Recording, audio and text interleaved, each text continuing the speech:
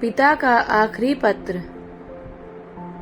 अपने माता पिता की इकलौती संतान सीमा ने वकील बनने के अपने सपने को पीछे छोड़ते हुए महज 21 साल की उम्र में शादी कर ली थी। उसने अपने पति मोहन के साथ एक खुशहाल जीवन के सपने संजोए थे, लेकिन दुर्भाग्य से उसका यह रिश्ता किसी बुरे सपने से कम नहीं था। हर शाम काम से घर लौटने के बाद मोहन खूब शराब पीता और हंगामा करता था। एक रात जब सीमा ने मोहन को डिनर परोसा तो मोहन, जो पहले ही विस्की की आधी बोतल खत्म कर चुका था, इतना भड़क गया कि उसने खाने की प्लेट को हवा में फेंकते हुए उसे धक्का दे दिया। फिर वह नशे में धुत होकर चिल्लाया, "यू आर वर्थलेस, तुम अच्छा खाना तक नहीं बना सकती।" यह सब देखकर अंदर तक हिल गई सीमा ने महसूस किया कि वह अब इस यातना को और सहन नहीं कर सकती। उस रात जब मोहन शराब पीकर बेहोश हो गया तो सीमा हिम्मत जुटाकर वहां से भाग गई।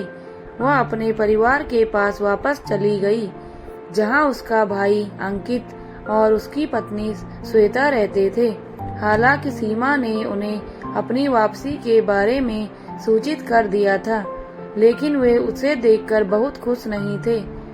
उसने अपना बैग लिया और अपने कमरे में चली गई, जहां शादी से पहले उसने अपनी जिंदगी गुजारी थी।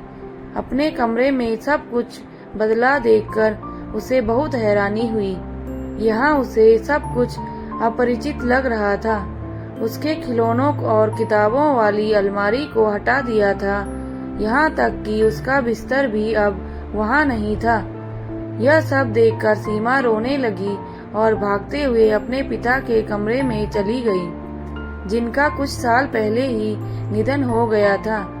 वहाँ अलमारी के नीचे ही शेल्फ में अपने सभी सामानों को देखकर उसने उस अलमारी को खोला। वहाँ उसे डायरी मिली।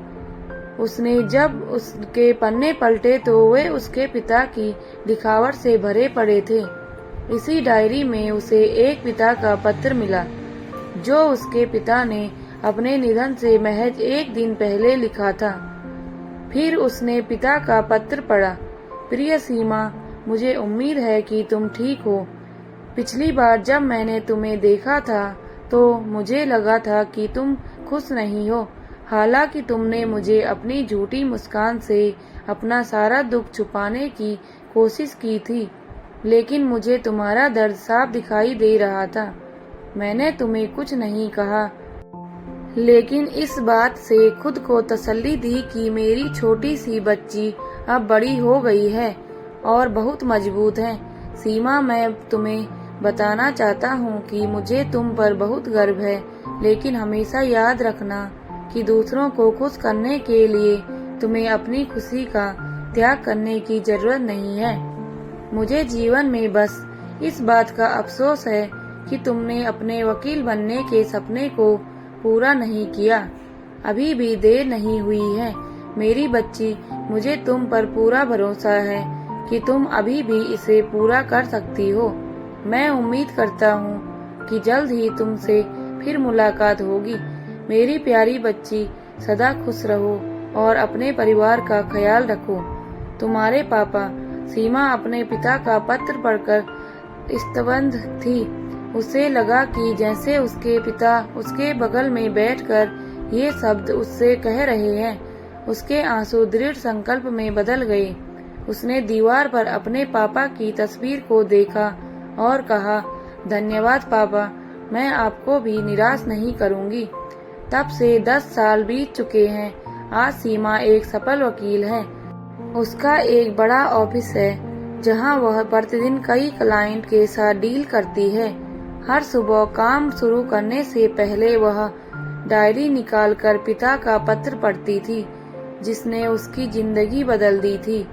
दोस्तों, आपको हमारी कहानी कैसे लगी? प्लीज कमेंट करके जरूर बताएं। धन्यवाद।